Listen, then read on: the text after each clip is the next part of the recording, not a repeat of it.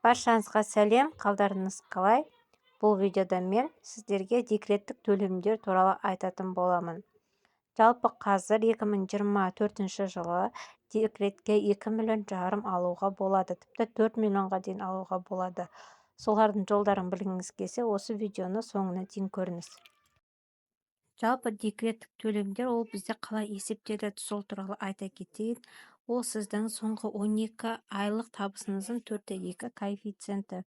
Мысалы, сіз соңғы 12 айда 622 мыңнан айлық алып отырдыңыз, иә? И содан 4/2 коэффициенті ол 2,780,400 теңге. Одан 10% сіздің пенсионкаңызға ұстап қалады, сонда 2,5 миллион теңге қолға декреттік төлем аласыз. Бұл төлемдерді алу үшін сіз өзіңізге ИП ашып, сіз өзіңізге міндетті төлемдерді төлеп отыруыңыз қажет. Мысалы, сіздің айлық табысыңыз 662 мың теңге деп көрсететін болсаңыз, соның 10% пенсионкаға кетеді, 66.200 теңге. Сосын 66.200 теңгенің 10%-ін ұстағаннан кейін ол жерден плюс 3,5% соцотчисление есептейсіз. Соцотчисление ол 20.825 теңге. Сосын медстраховка ол 5.950 теңге. Бұл фиксированный. Сіздің табысыңыз қанша болса да, бұл бізде еш өзгермейді.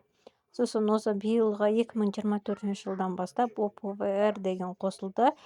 Оған 9.930 теңге төлейсіз. Сонда сізде барлық төлем 102.905 теңге болады. Осы төлемдерді 12 ай бойы төлеп отыратын болсаңыз, сіз декреттік төлем 2,5 миллион теңге алуға мүмкіндігіңіз бар. Ал егер сізде жаңағы 102 мың теңге ай сайын төлемдерді төлемаған қиын десеңіз, декреттік төлем 2 миллион емес, 1 миллионда алуға болады. Ол үшін сіз өзіңіздің ИП-ңіздің доходы 300 мың деп көрсетіп, ОПВР және 10% дедім ғой. Соған 30 мың теңге, сосын сол 300 мыңның 10% 30 мың теңге сіз пенсионкаға қойдыңыз, сонда сіз 270 мың қалады. 270 мыңның 3,5% ол 9.450 теңге сіз соцотчисление төлейсіз. Медстраховка фиксированный сумма 5.950, сосын ОПВР сіздің табысыңыздың 1,5%. Оған 4.500 теңге төлейсіз. Сонда сіз ай сайын 49.900 теңге 12 ай бойы төлейтін болсаңыз, сіз декреттік төлемді миллион алуға болады. Енді сізге есептеп көрсетейін. Мысалы, сіз соңғы 12 ай бойы 300 мың табыс дедіңіз, и соны 300 мың теңгені 4/2-ге көбейтсеңіз, 1,260 мың теңге болды. Одан 10% пенсионка ұстап қалғанда 1,134 мың теңге сіз қолға аласыз. Сіздерге тағы да бір мысал ретінде айта кетейін. Сіз мысалы соңғы 6 айда жұмыс жасадыңыз, иә? Ондай жағдайда қалай есептейді, сол туралы айта кетейін. Мысалы, мына жерде сіз 300 мың теңге табыс таптыңыз. Сол 300 мыңды 6-ға көбейткенде сізде 1,800,000. Сол 1,800,000-ді соңғы 12 айды есептеді ғой декреттік төлемге. Сол 12-ге бөлесіз. Сол кезде сізде средний зарплата шығады 150 мың теңге. Сол 150 мың теңгені 4/2 коэффициенті 630 мың теңге. Сол 630 мың теңгеден 10% алып тастағанда қолға сіз 567 мың теңге аласыз. Бұл соңғы 6 ай жұмыс істесеңіз. Немесе сіз алғашқы айында минимальный зарплата болды 85 мың теңге, одан кейін 300 мың теңге болды. Сондай жағдайды есептеп көрейік. Мінекей, сіз 85 мың теңгеден 6 ай сізге пенсионкаңызға 85 теңгеден түсті. Ол общий 85 мың теңгеден 6 ай 510 мың теңге.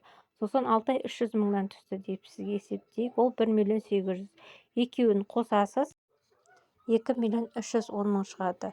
Сол 2,310 мыңды 12 айға бөлесіз. Өйткені сізде соңғы 12 айдыкін есептейді декреттік төлемді. Сонда сізде 192 мың теңге средний зарплатаңыз шығады. Сол средний зарплата 192 мыңның 4/2 коэффициенті 4/2-ге көбейткенде 806 мың. Одан 10% ұстайсыз, пенсионкаға кетеді. Сонда сізде қолға 725.400 теңге болады. Дәл осы мысалға қарап, сіз өзіңіз тіпті жұмыс істеп жүрсеңіз де осылай өзіңіз қанша теңге декретін алатыныңызды есептеп алсаңыз болады. Мысалы, кейбір адамдар болады, айлық табысы тұрақты емес, бір айда 200 мың алса, бір айда 300 мың деген сияқты. Дәл сондай жағдайларда сіз осы мысалға қарап есептесеңіз болады. Соңғы 12 айдың табысын бір-біріне қосасыз да, соны 12-ге бөлесіз. Сол 12-ге бөлген кезде сізде средний зарплата шығады. Сол средний зарплатадан 4,2 коэффициент 4,2-ге көбейтесіз. 4,2-ге көбейткен соң шыққан суммадан 10% алып тастайсыз. Сонда сіз қолға алатын декреттік төлеміңіздің суммасы шығады. Декреттік төлемге тіпті 4 миллионға дейін алуға болады. Сіз өзіңіз мысалы жұмыс істеп жүрсіз, одан бөлек сіз өзіңізге ИП ашып, сол жерде максималды айлық көрсеткіш ретінде төлемдерді төлеп, екі жерден декреттік төлем ала аласыз. Мысалы, есептеп көрейік. Сіздің жұмысыңыз бар дейік, айлық зарплатаңыз 400 мың теңге. Одан бөлек сіз өзіңізге ИП ашып, о жерден де 622 мың теңге зарплата деп көрсетіп, ай сайын төлемдерді төлеп отырдыңыз дейік. Сол кезде бірінші жұмыс жерден 400 мың теңге зарплата, 4,2-ге көбейткен кезде 1 миллион 680 мың теңге, одан 10% алып тастасақ 1 миллион 512 мың теңге сіз қолға аласыз бірінші жұмыс жерден. Енді екіншісі, ол сіз ИП-дан 622 мың теңге деп зарплатаңыз көрсеттіңіз, оны 4,2-ге көбейтсеңіз 2 миллион 780 мың 400 теңге, одан 10% алып тастасаңыз 2 миллион 505 мың 600 теңге.